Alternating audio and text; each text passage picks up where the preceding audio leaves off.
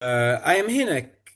I am Hinek, your host on this session of More Than Human Voices stage of a Festival of Revolution, which is called Ecocivilization, Making a World That Works for All, with Jeremy Lent. This session is being recorded for the benefit of others, so if you do not want to appear on the recording, just do not speak as the Zoom records only the speaker. So we are here together in one session of this festival, coming from various backgrounds, from different places in the world, to hear from leading thinkers and to be inspired in our life journey. We live in an Anthropocene, when humans are the overarching force in our planet, driving it to edge in every sense. And this brings unique challenges for us living here and now. We need to get much more conscious about our role in this world, and we cannot do this alone. We are stronger by coming together, and that's what this festival is doing. Creating spaces for us to connect with each other and to be open and hear new ideas which can do real changes in our lives. And this brings us perfectly back to Jeremy and his session, because hearing in person from somebody who sought out this theme so deeply has the potential to influence us in this world of short tweets and stage Instagram profiles. Jeremy is an author and speaker whose work investigates the underlying causes of our civilization's existential crisis and explores pathways toward a life-affirming future.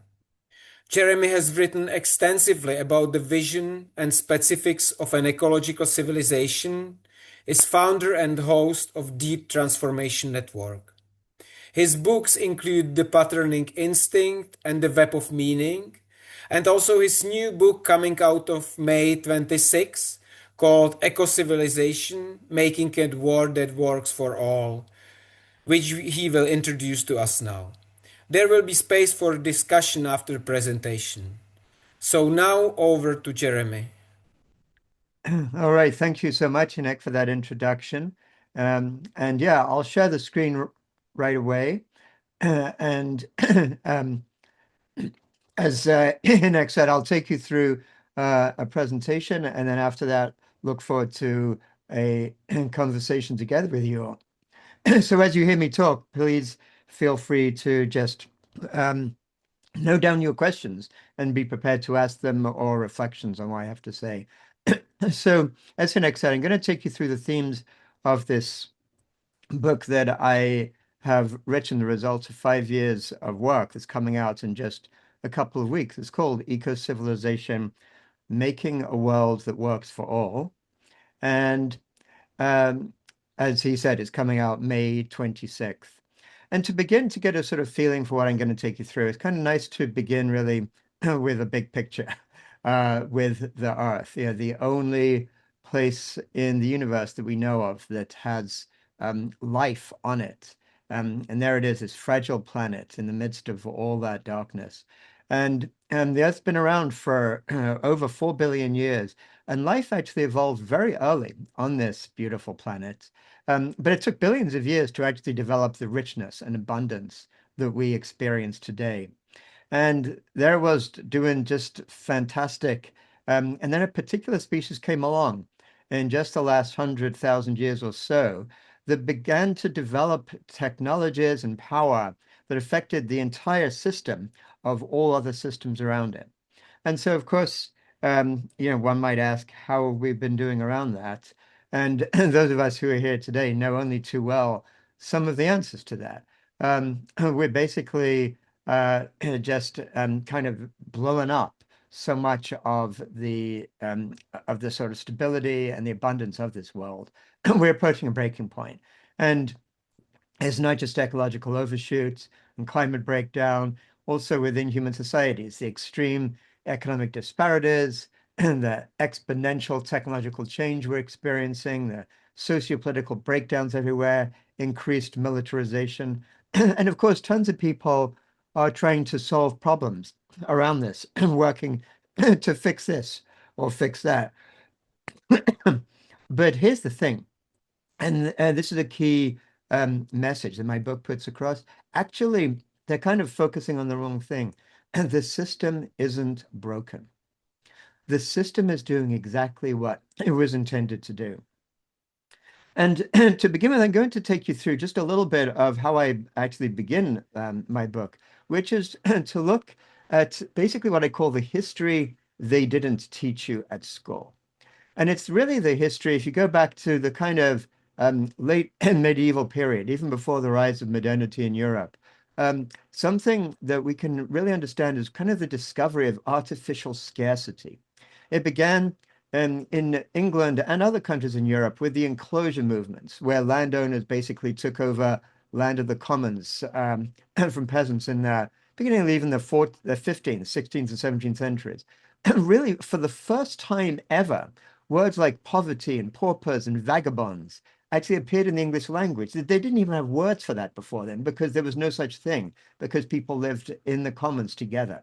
And there was this little doggerel that went kind of viral back in those days, which was the peasants' response to what was going on, saying this, the Lord doth punish man or woman that steals the goose from off the common, but lets the greater felon loose that steals the common from the goose.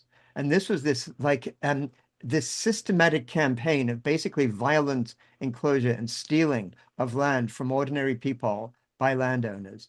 And then those landowners began to realize that this poverty that these people were experiencing for the first time really worked for them, because then they could force them to do what they wanted to do. And they were very clear about it. Here was this insight from this agriculturalist in 1771. The lower classes must be kept poor or they will never be industrious, right? Because they would do, they would live the life they want to. So this was the discovery of artificial scarcity, which then got sort of weaponized even further with the Industrial Revolution, where they realized they could force people who were starving, who had absolutely zero option, into these horrible satanic mills to kickstart the Industrial Revolution. And then as the Europeans began to invade the rest of the world, they realized this artificial scarcity worked fantastic in other countries. They could basically destroy the systems that were there and force people into their system, which has led to these horrendous things like the Great Madras Famine in India, where 30 to 40 million people died unnecessarily when the wheat was stored in these warehouses that were getting shipped to England, and these people were dying right outside the warehouses because of what they did. Now, when the Europeans got to North America, there's a particular insight that the people.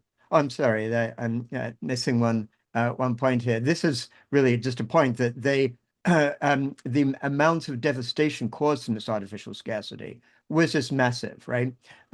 They wiped out virtually 99% of the indigenous people in North and South America. Took over, like in one mine in Potosi, it's reckoned there were about 8 million untimely deaths of people being forced to work that. And the amount of silver that got stolen over the centuries from South America, it's been calculated if that was invested and then applied to today's money, it would be worth roughly $165 trillion that just got stolen. And meanwhile, of course, 12 million Africans were enslaved, transported to the Americas to work on the plantations to keep the landowners rich, which is why Jason Hickel said this really great comment about all this. Europe didn't develop the colonies. The colonies developed Europe. So, yeah, what I was about to say is when they came to North America, the Ojibwe people looked at this incredible rapacious drive for conquest that they saw all around us. And they to make sense of it, they applied it to their own mythical creature called the Wendigo monster, which was this ravenous 10-foot giant with a heart made of ice. And the thing about this monster is the more it consumed, the more ravenous it became. And even worse, if a kid or somebody got bitten once by a Wendigo, they became a Wendigo themselves. always needing more, or always needing to devour. And so when they looked at the Europeans, they said there's like a Wendigo virus that all of these people are bringing into the world. And that's exactly what happened. This there was this kind of Wendigo virus based on this worldview of separation, led to the sense of white supremacy and human supremacy, seeing nature and others as resources, leading to core values of extraction and exploitation around the world, which basically led to the rise of global capitalism.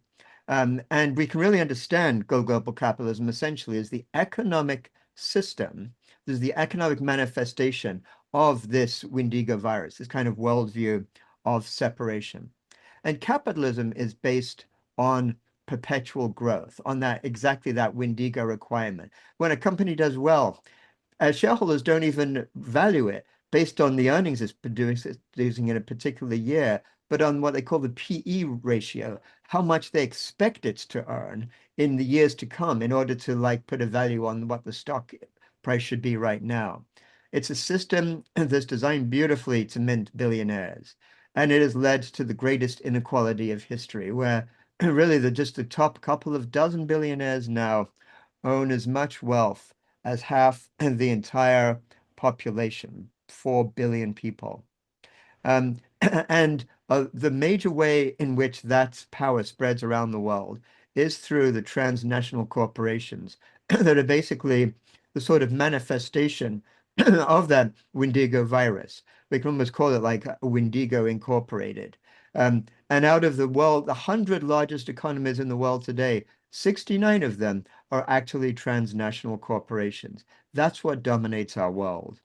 And really, we can almost visualize this Wendigo ink like a little bit like this kind of machine that's visualized in this picture really well. It just sucks up the resources, sucks up cheap labor, puts out pollution, and heads really straight for a precipice. And these are its core design principles: maximize shareholder returns, keep growing at all costs. It sees material consumption as a proxy of welfare, non-human nature as a resource to exploit, and from that, it's got to monetize everything as fast as possible, turn humans into conditioned consumers, and basically exploit every available resource on the earth as fast as possible. And it's doing a great job of that. Um, People who look at our world system ever since the end of the Second World War, look at what they call the Great Acceleration. And just one glance at this chart shows why. Almost every aspect of consumption and production in the world today has just exploded and continues to explode to this day. Um, and now, there's an interesting way to understand this, which is something that an English economist in the 19th century made an insight that was called Jevons paradox. He looked at James Watt's steam engine, which was meant to improve the efficiency of coal-powered engines, and it decreased the amount of coal required for any particular application. So that should have used, it meant that there was less coal needed.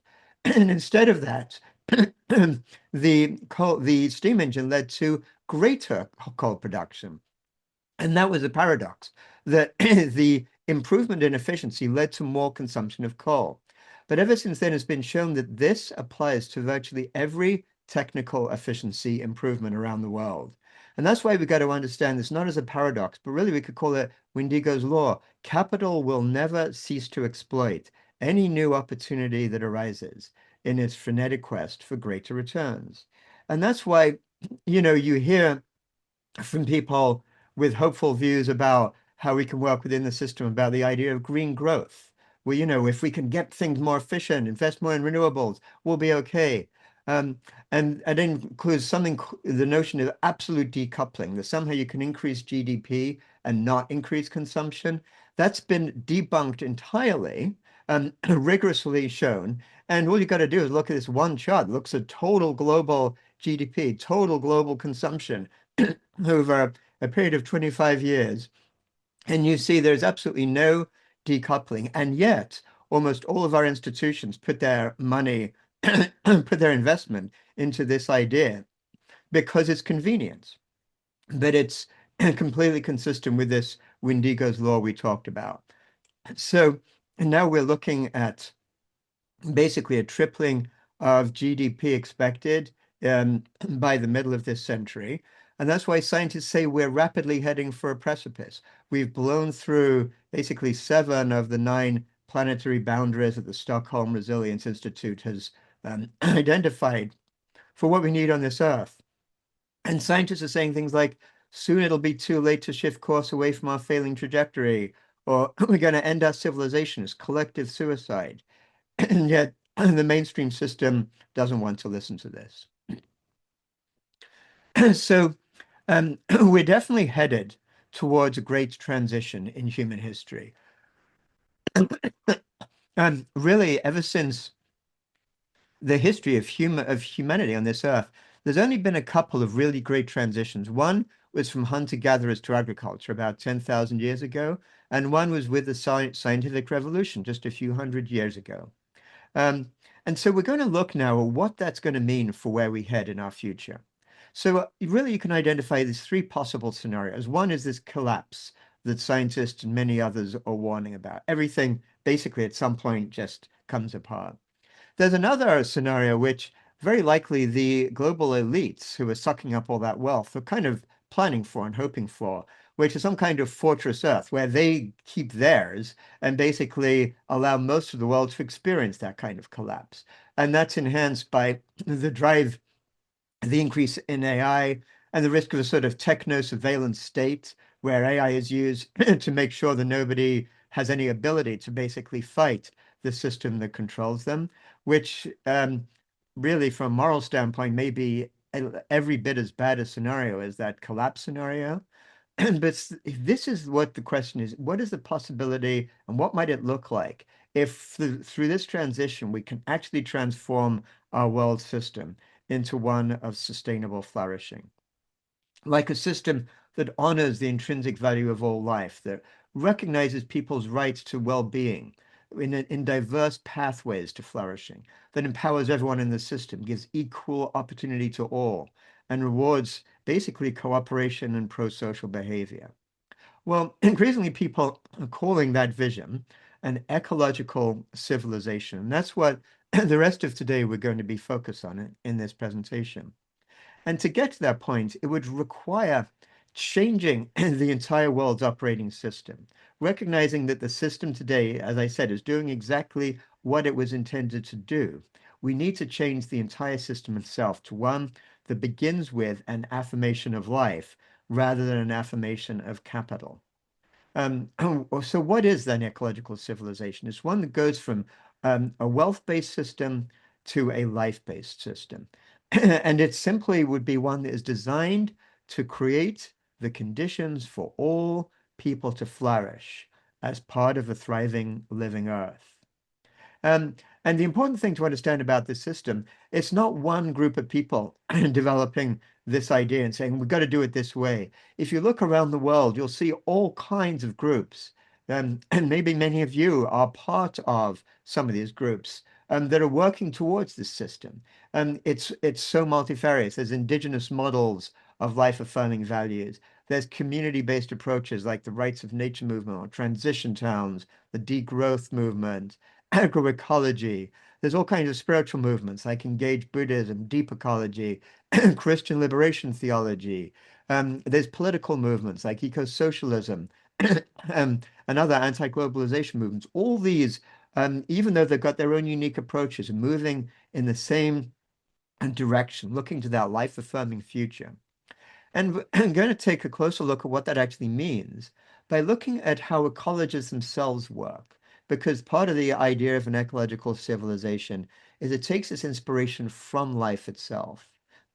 And when ecosystems are left alone from human depredation, they can remain resilient for millions of years. And the interesting thing about how they do that is that nature is not, even though we're all told by our dominant system that nature is selfish, and Richard Dawkins talks about the selfish gene, and everyone takes that as a given. The opposite is true. If you look at the richness of life that has developed over those billions of years, from single cells to complex cells to multicellular life, to animals, mammals, you see every one of those big jumps in the complexity of life came about through increases in cooperation, not through competition. Then, in the words of systems biologist Lynn Margulis, life didn't take over the world by combat, but by networking. And interestingly, when humans evolved in just the last 100,000 years, our hominid ancestors evolved not to outcompete others, but they evolved to be even more cooperative than the primate ancestors they came from. Early hominids were vulnerable to predators. They're on the savannah. Those who learned to collaborate were the most successful. And their identity expanded from self and kin to include the entire group. So the human ability to cooperate with each other, even those who are not kin, is actually what differentiates us from other primates. So, in those millions of years, the hominids developed. We developed what are called moral emotions like compassion, guilt, shame, gratitude, and embarrassment.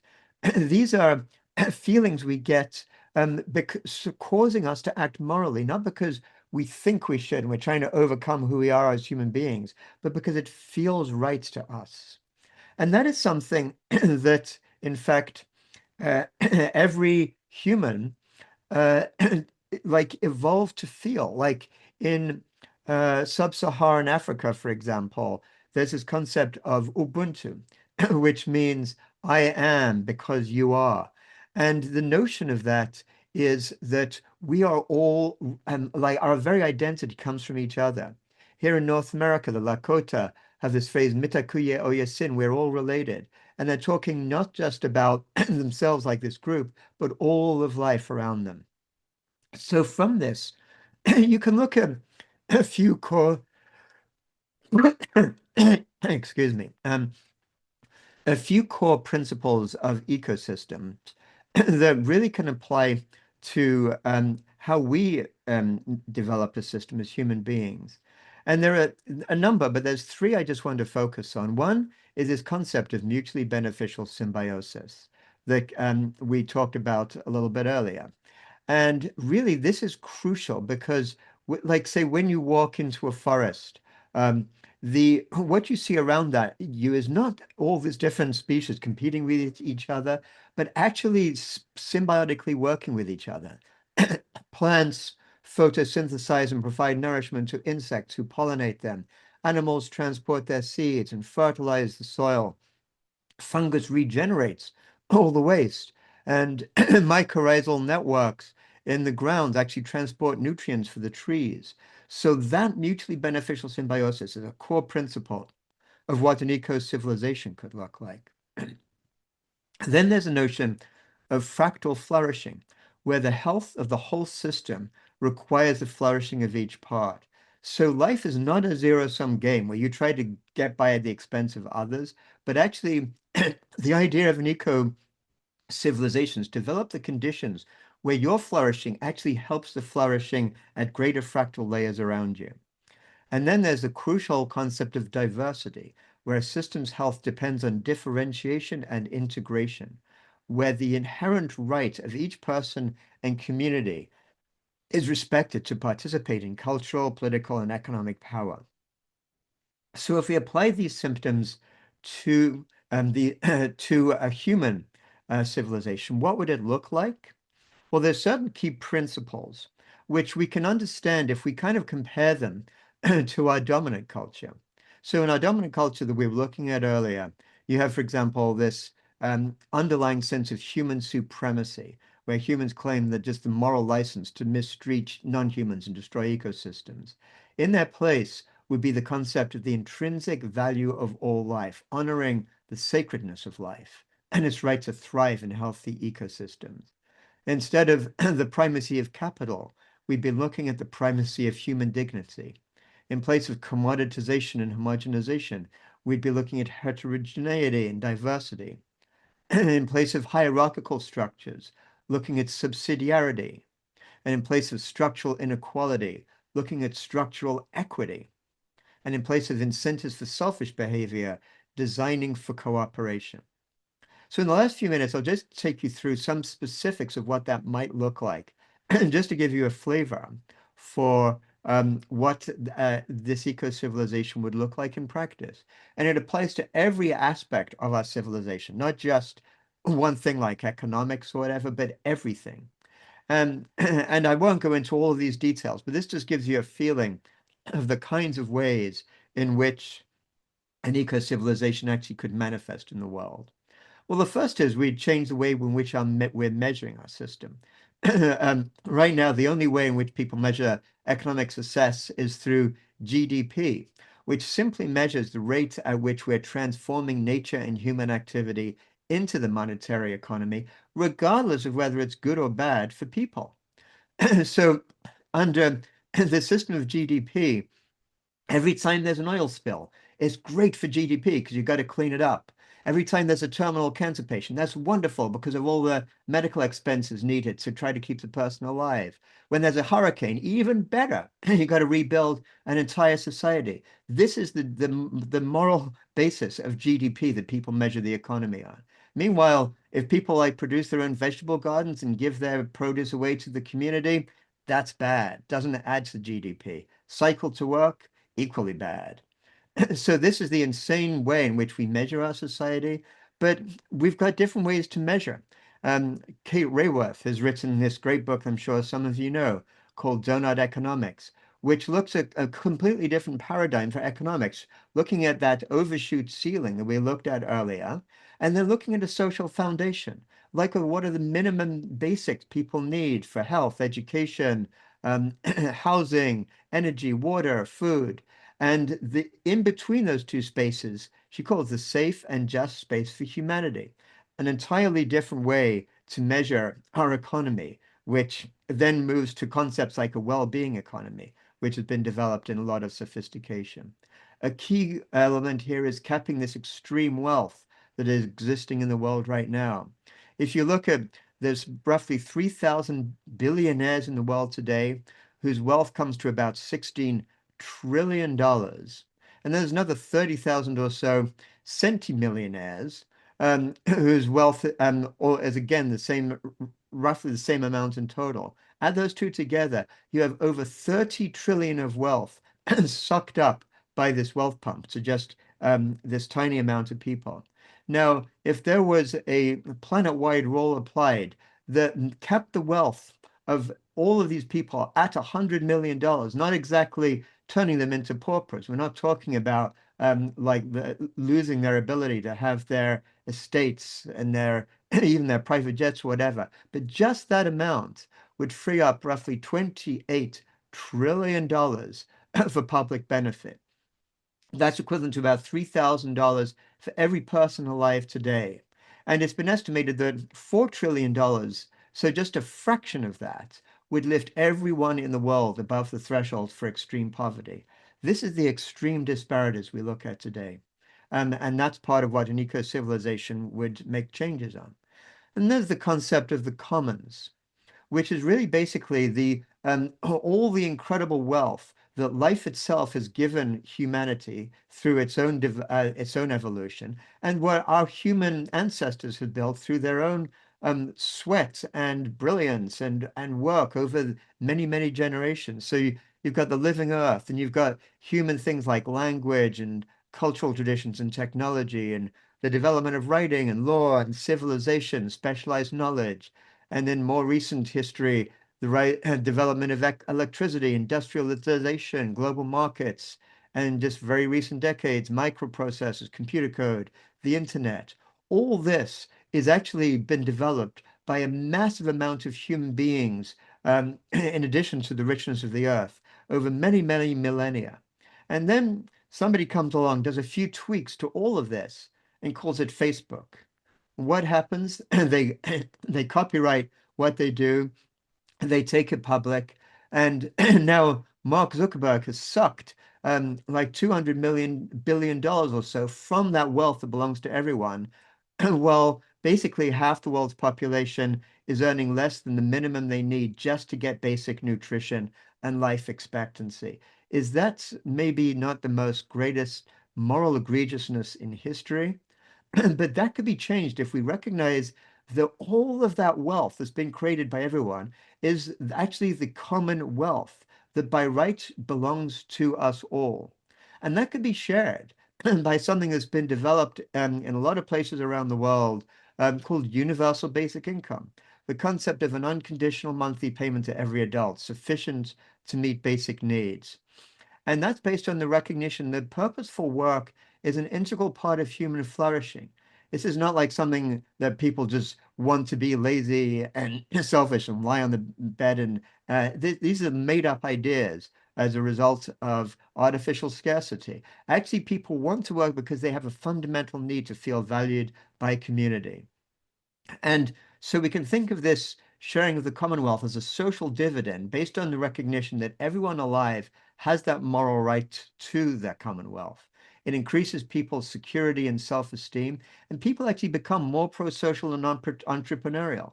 And programs of UBI have shown a reduction in basically all the sort of bads of the world, an increase in all the goods, health, gender equality, school performance, entrepreneurial equality. Then we look at those corporations that have dominated our world that we look at. What would it look like if they existed for humanity rather than for shareholder returns? So some of you may be familiar with the idea of benefit corps or B Corps, which are a legal charter that requires corporations to consider the impact of their decisions on all these other constituencies. But of course, only a very few companies choose that because they're driven by the legal requirement to maximize for shareholder returns. But what about if there was a triple bottom line required for corporate charters? In addition of profit, for a bottom line of people and planet.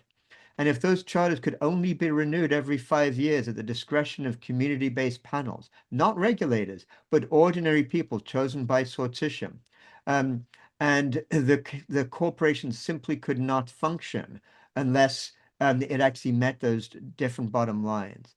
It would transform those transnational corporations fundamentally, so they'd still be there, but they'd be focused on what they were doing as a way of optimizing for people and planet, not just for their profit. And that would lead to things like an increase in the circular economy, which leads to increased employment while reducing waste.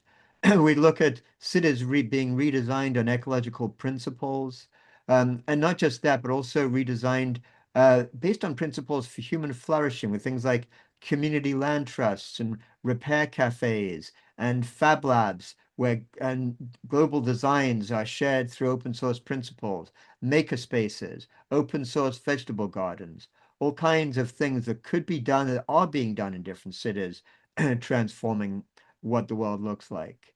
In the countryside, we'd look at agroecology, replacing global industrial monocrops, which have been shown to be every bit as productive as industrial ag, but without the devastating results. In technology, we'd be looking at centralized control, moving to basically decentralized control, where the information is available to all people using the technology rather than companies like, Uber and Google and Airbnb holding the information and making profit at people's expenses.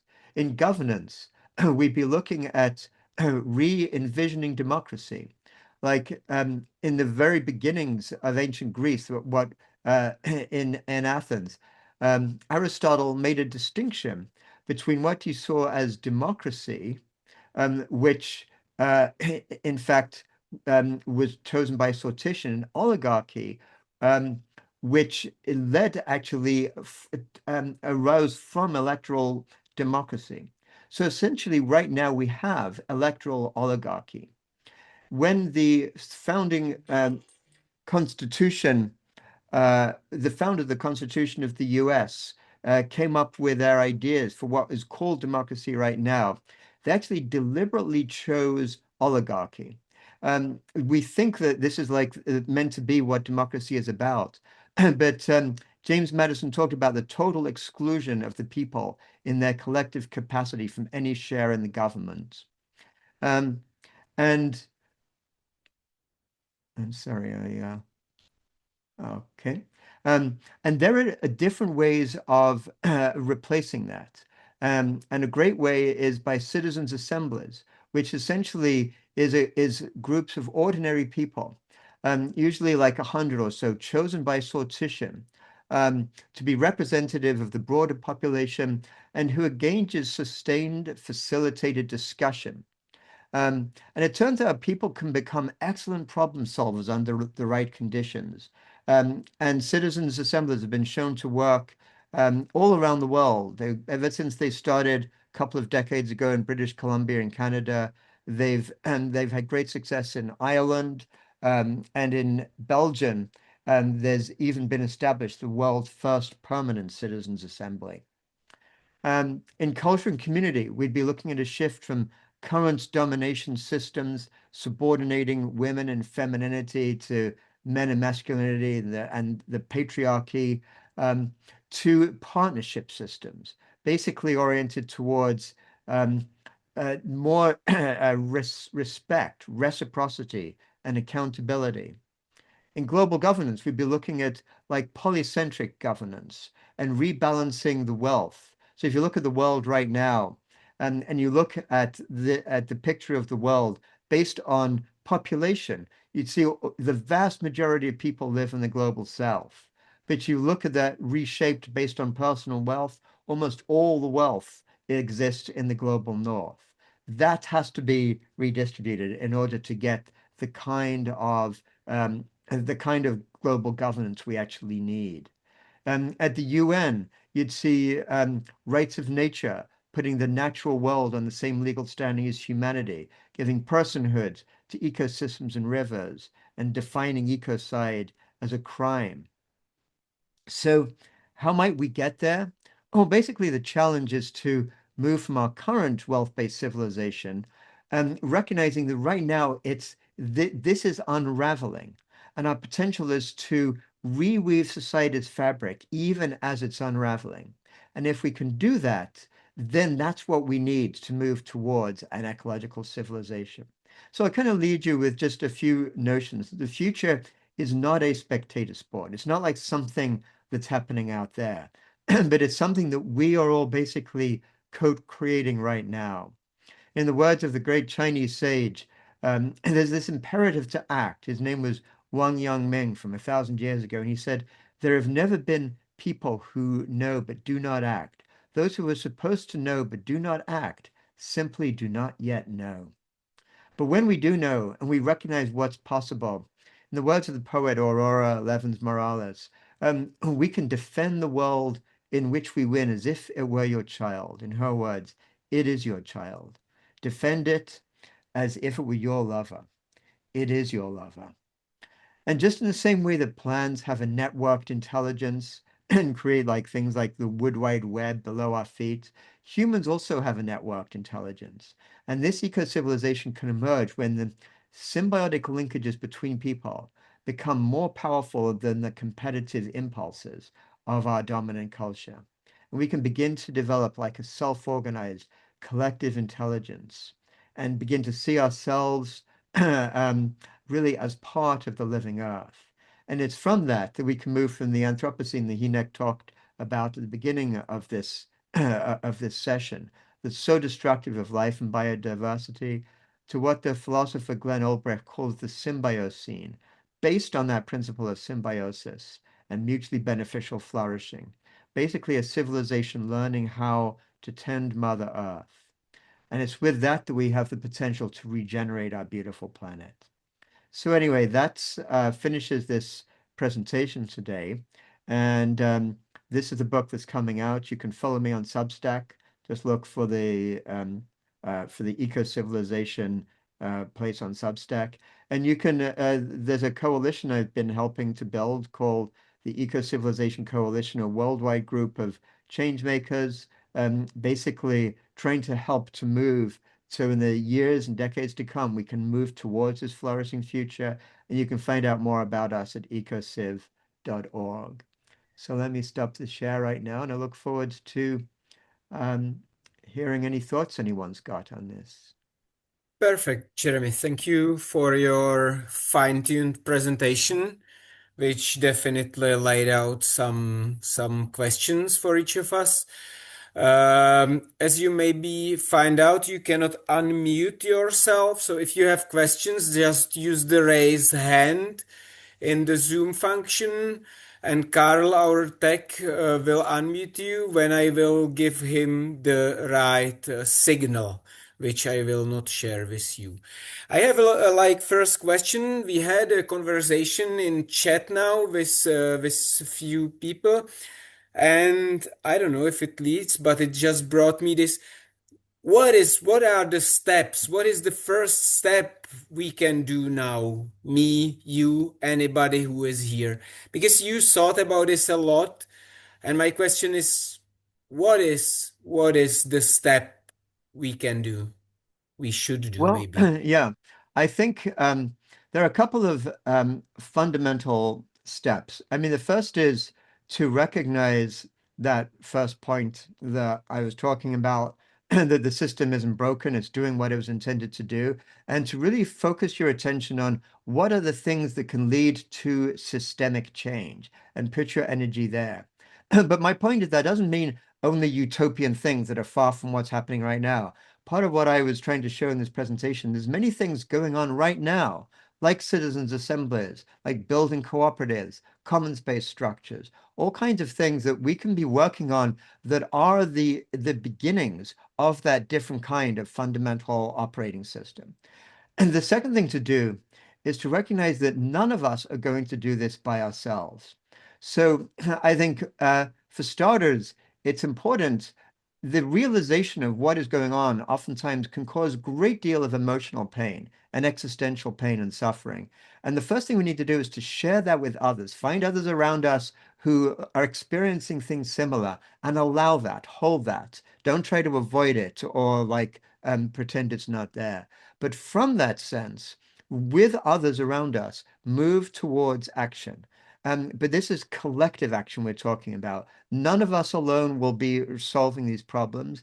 And most people, whenever you have some great idea, we should do this or that, probably is a good idea. Look for groups that are already doing that kind of work. Find out how you can join them. Find out how you can be part of those systems. And when you're doing that, then don't just get totally immersed in what you're doing, but also look around other groups that are doing similar things. And rather than critique them because it's not exactly what you're doing, look at how you can create that notion of mutually beneficial symbiosis and work with other groups around you in order to make them more effective as well as yourselves.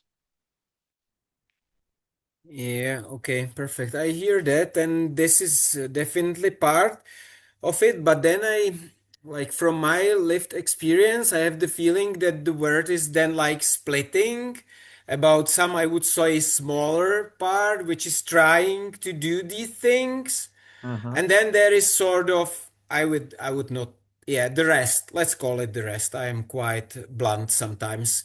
And how can we reach them? How, because, and it also was in the chat. And I agree with it. Sometimes it's just that we in this like bubble, and it's small or big bubble, but we are just going around and around the same teams. But how can we reach the other people? How can we reach the Mhm. ones who are not there yet?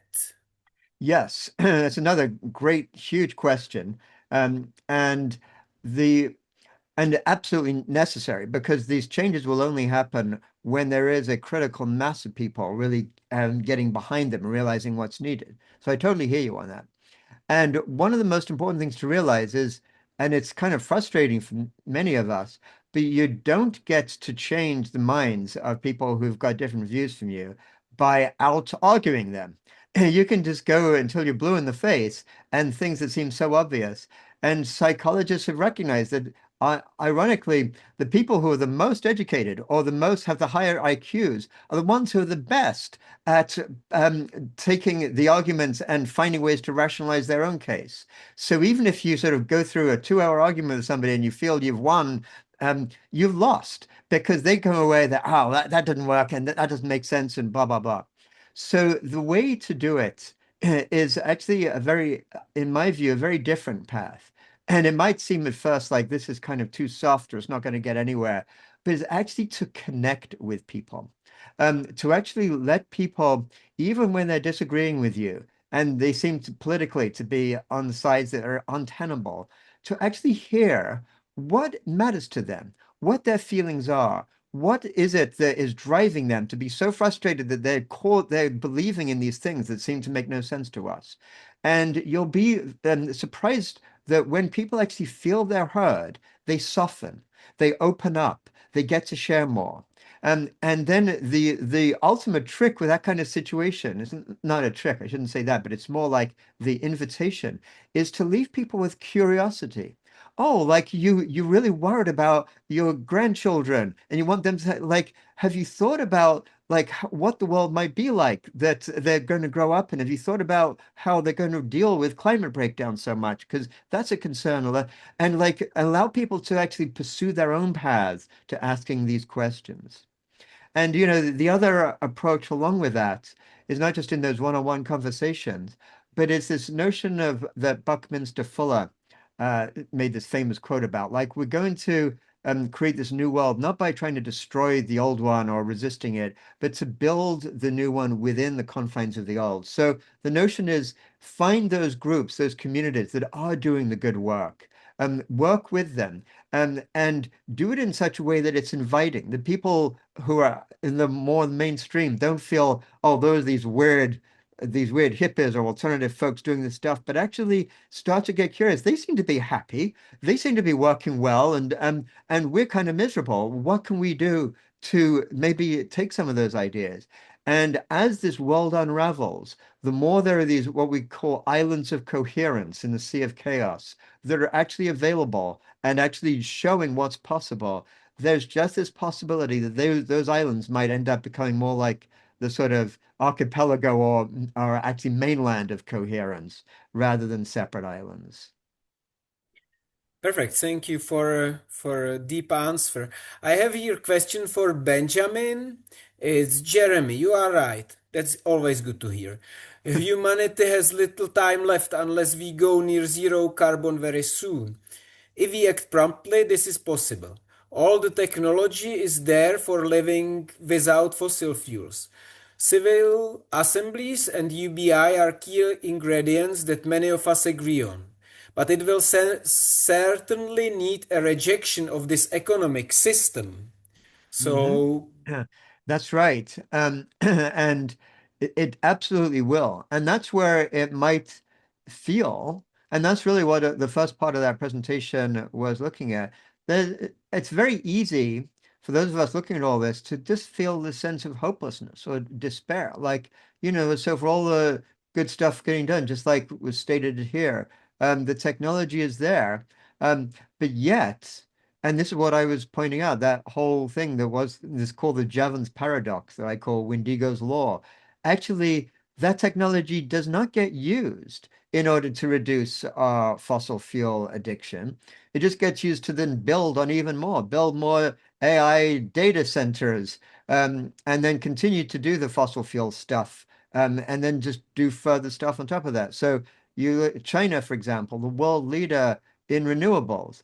But that hasn't led to its reduction of fossil fuel usage, but it continues to increase. It just basically increases everything. And that absolutely can lead to a sense of, well, this feels kind of hopeless. And honestly, for all the positive ideas that I get excited by and inspired by and share with you, there's a part of me that also feels that sense of despair. I don't reject that. The thing that keeps me going is not to try to pretend that things are actually going to be okay, but the recognition that a lot of work I did in my earlier work, the earlier books I wrote, and including informing this one too, in looking at systems thinking. And a key insight from systems thinking that is like the way to understand complex nonlinear systems, which includes basically Earth living systems as well as human systems. They are all nonlinear. Um, And a key element within that, a key role of all these nonlinear systems is they are inherently unpredictable. Things happen in these systems that you can have the most advanced AI supercomputers you cannot predict because they happen in ways that we don't know. Suddenly, somebody like a Greta Thunberg turns up out of the blue, and millions of people go, yes, this is what we're going to do. We don't know who the next Greta Thunbergs are going to be or anything else around those things. But we do know, what do we know? We know that we're alive right now. We know that each of us has this incredible miracle of consciousness of this world. And each of us, and most people in this space right now, have the economic privilege, the unearned economic privilege of being born into a place where we are able to have more impact on these world systems than the vast majority of the 8 billion people on this earth who are just totally oppressed and barely even get a chance to even think about anything other than how to survive that day. So that means that we have both this imperative and this incredible gift that we can put our energy into doing something for life itself. We don't know what's going to that it is going to work. What we do know is that we can choose to do the ones that are truly life inspiring, the ones that truly can lead towards this future. And we can give it everything we've got. And then we can only see what happens. So it's not, this is not hopium. This is not saying, don't worry, trust me, it's all going to work out. Everything's going to unravel, but then everyone's going to like become enlightened no, we don't know. But we know that if we give it all we've got and try to use the right those right connective forces, there is a possibility. We don't know how slim it is, but there's a possibility of moving towards that world. One, one kind of metaphor that I find very valuable is this notion of sort of light in the darkness. It's like we sort of all feel right now, anyone's looking around, feels that things are getting darker and bleaker by the day, right? I mean, there's not a whole lot of reason to be feeling really cheery about what's going on in the world right now. But imagine you're walking through this tunnel, trying to find the way to the other side, to the light of the other side. And as you're going in, it gets darker and darker. But imagine there's a tiny, tiny little spark of light at the other end. Well, when there's brightness around you, you don't even see that spark. It's just completely lost among all the blur of everything else.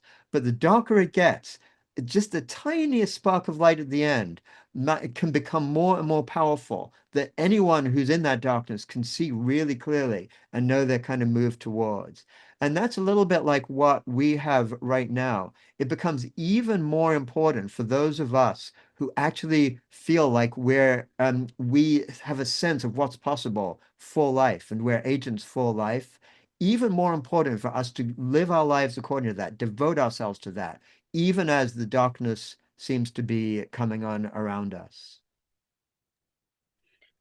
Yeah, wow, perfect. Yeah, it's just maybe I sometimes sound not very optimistic, which I'm not in the big picture. But for me personally, as I'm living in the nature on the farm, on the small farm, for me to get back to the physical reality, to nature, is always what sort of grounds me and what allows me to go further. Because basically then it's just your life, and you should do what you can do.